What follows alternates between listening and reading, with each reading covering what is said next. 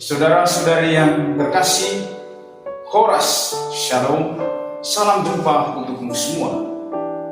Pada kesempatan ini kita akan mengulas secara singkat mengenai dasar biblis, tradisi dan teologis tentang liturgi Rabu Abu. Sebagian besar dari ulasan ini kita ambil dari artikel yang ditulis oleh Pastor William Saunders yang bertugas di Gereja Katolik Santa Agnes, Arlington, Keuskupan Arlington, Virginia, Amerika Serikat. Penggunaan abu dalam liturgi mempunyai pendasaran biblis dalam kitab suci, baik kitab suci Perjanjian Lama maupun kitab suci Perjanjian Baru. Dan hal ini juga sudah dipraktikkan gereja sejak awal mula. Abu melambangkan kedukaan, kematian, dan juga pertobatan. Mari kita melihat beberapa teks Perjanjian Lama yang menerangkan penggunaan abu dan maknanya dalam kehidupan umat Allah. Nabi Yeremia menyampaikan nubuat tentang kemenangan yang akan menimpa Israel, dan ia menyatakan menyerukan pertobatan. Tuhan bersabda kepada umatnya, pakailah kain karu dan berguling-gulinglah dalam abu.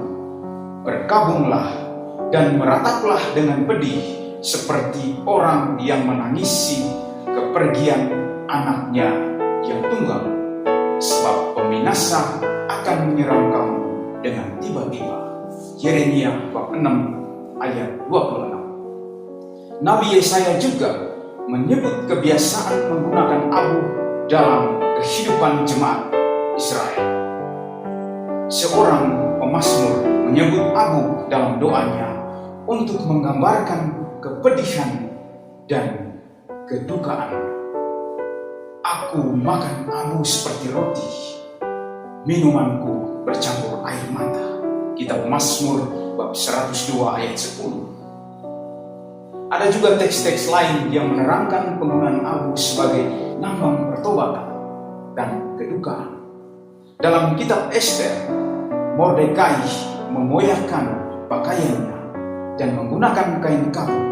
Kain kabung adalah kain karu, kain yang kasar yang terbuat dari kulit kambing dan sangat tidak nyaman digunakan.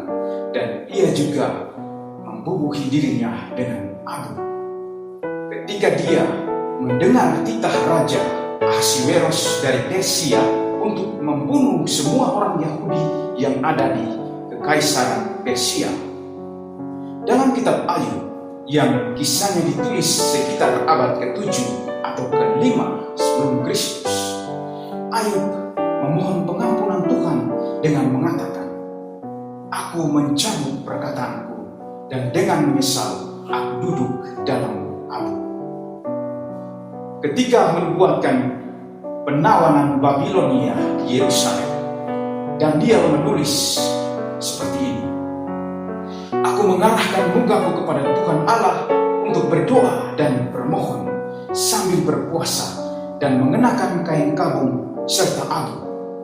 Daniel bab 9 ayat 3. Pada abad ke-5 sebelum Masehi, setelah Nabi Yunus menyampaikan firman Tuhan untuk pertobatan Niniwe, raja memerintahkan seluruh kota untuk berpuasa, dan raja mengoyakkan pakaiannya. Ia mengenakan kain kabung dan duduk di abu. Dan tindakan pertobatan itu dipandang baik oleh Tuhan, sehingga ia menyingkirkan malapetaka dari orang-orang Niniwe. Demikianlah beberapa contoh teks kitab suci Perjanjian Lama yang menunjukkan praktik penggunaan abu dan maknanya dalam kehidupan orang-orang beriman. Bahwa memang dalam tradisi Israel, abu melambangkan kedukaan dan menyimbolkan pertobatan. Manusia menunjukkan kerendahannya di hadapan kemuliaan dan kemurahan Allah. Ada beberapa teks juga dalam Perjanjian Baru yang menunjuk penggunaan abu sebagai tanda pertobatan. Misalnya dalam kitab Wahyu bab 18 ayat 19 dikatakan demikian, tentang kejatuhan Babel. Maka mereka menghamburkan abu di kepala mereka sebagai tanda berkabung, lalu menangis dan berteriak-teriak, "Aduh, bukan main celakanya kota yang besar ini. Kekayaannya sudah membuat semua orang yang mempunyai kapal-kapal di laut menjadi kaya. Tetapi dalam 1 jam saja, ia sudah kehilangan segala-galanya."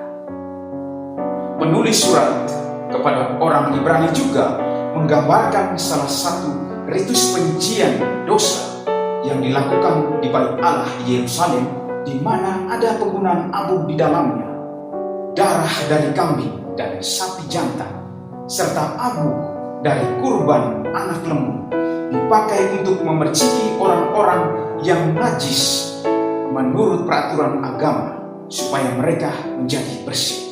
Dalam surat kepada orang Ibrani bab 9 ayat 13. Tetapi kemudian penulis surat ini menerangkan bahwa ketika Kristus ada, hal-hal seperti itu tidak berguna lagi untuk menghapus dosa. Sebab kurban Kristuslah yang menjadikan orang bersih dan diselamatkan. Dan dalam Injil, ketika Yesus berbicara mengenai kota-kota dan tempat-tempat yang menolak untuk bertobat, meskipun mereka sudah mendengarkan pewartaan Yesus dan menyaksikan mujizat-mujizat yang dilakukannya, Tuhan Yesus mengatakan, "Celakalah kamu, Korazim, celakalah kamu, Betsaida. Seandainya keajaiban-keajaiban yang dibuat di tengah-tengahmu sudah dilakukan di Tirus dan Sidon, pasti banyak orang di sana sudah bertobat dari dosa-dosa mereka dan memakai pakaian berkabung serta menaruh abu ke atas kepala mereka." Saudara-saudari yang terkasih, komunitas gereja sejak awal mempertahankan praktik penggunaan abu dengan makna dan alasan yang sama dengan apa yang sudah dipraktikkan secara turun-temurun oleh orang Yahudi. Tertullianus, seorang bapak gereja, menulis demikian, "Orang-orang yang mau bertobat harus hidup tanpa bergembira, membaluti dirinya dengan ratapan dalam balutan kain kabung dan abu. Seorang yang mau bertobat harus merendahkan diri di hadapan Tuhan. Juga dianjurkan untuk melakukan puasa, mengurangi makanan, dan hidup sederhana yang dilambangkan dengan penggunaan kain kabung." Kemudian Tertullianus menerangkan demikian, "Orang yang sudah melakukan dosa itu harus datang menghadap imam, menundukkan kepala di depan kakinya, berlutut di hadapan kekasih Allah itu untuk meminta pengampunan dari Tuhan." Eusebius, seorang sejarawan gereja yang sangat terkenal, menulis dalam karyanya The History of the Church atau Sejarah Gereja tentang seorang yang murtad yang bernama Natalis datang menghadap Paus Severinus dengan berpakaian kain kabung dan menggunakan abu. Natalis ini juga menaruh abu di kepalanya untuk meminta pengampunan. Pada masa itu, sangat umum ditemukan bagi mereka yang dianjurkan untuk menerima absolusi umum. Imam menaburkan abu di atas kepala orang yang datang untuk mengaku dosanya. Dan pada abad pertengahan, sekitar abad ke-8 atau tahun 700-an, mereka yang mendekati ajal dibaringkan di tanah di atas kain karung yang ditaburi abu. Kemudian imam memerciki orang yang akan meninggal itu dengan air suci dengan mengatakan, "Ingatlah, engkau ini abu dan akan kembali ke abu."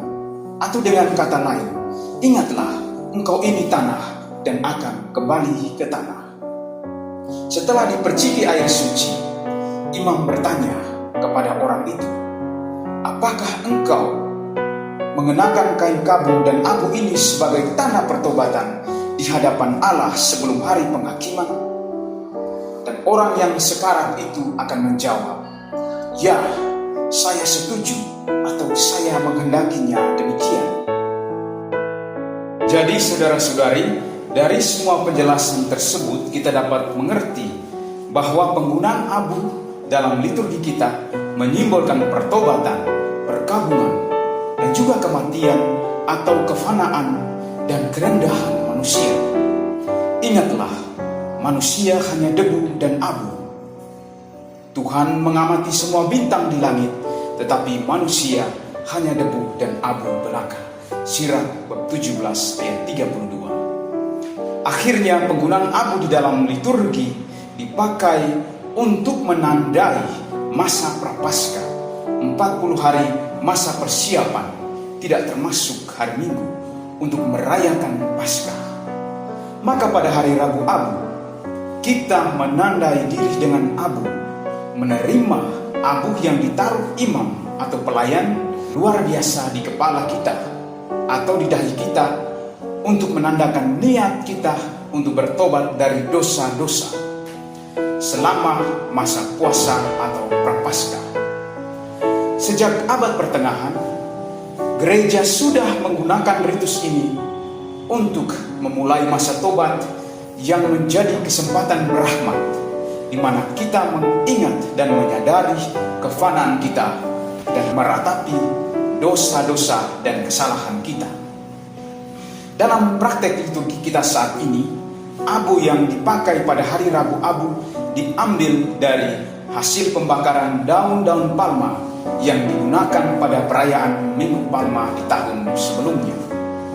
Kemudian setelah homili, imam memberkati dan merciki abu dengan air suci, lalu mengenakannya atau mengoleskannya di dahi umat beriman, dan membuat tanda salib sambil mengatakan, "Ingatlah engkau ini abu dan akan kembali ke abu," atau dengan mengatakan, "Bertobatlah dan percayalah kepada Injil." Ketika kita memulai masa penuh rahmat ini, kita mesti ingat makna dari penerimaan abu ini, bahwa kita meratap, menyesali dosa-dosa kita, dan kita mau bertobat. Kita mengingat kata-kata Nabi Yoel, "Berbaliklah kepada Tuhan dengan segenap hatimu, dengan berpuasa, dengan menangis dan mengadu. Koyakkanlah hatimu dan jangan pakaianmu. Berbaliklah kepada Tuhan Allahmu, sebab Ia pengasih dan penyayang, panjang sabar, dan berlimpah kasih setia, dan Ia menyesal karena hukumannya." Saudara-saudari yang terkasih, pertobatan yang tulus berkenan pada Tuhan, dan kita telah dianugerahi Tuhan seorang penebus dan pembela, yakni Tuhan kita Yesus Kristus, yang menderita sengsara, wafat dan bangkit untuk keselamatan kita. Marilah kita menyadari bahwa dunia ini akan berlalu. Kita berjuang untuk hidup dalam kerajaan Allah, kini dan di sini, dan menanti kepenuhannya di surga. Selamat menempuh perjalanan berahmat ini. Semoga Tuhan memberkati.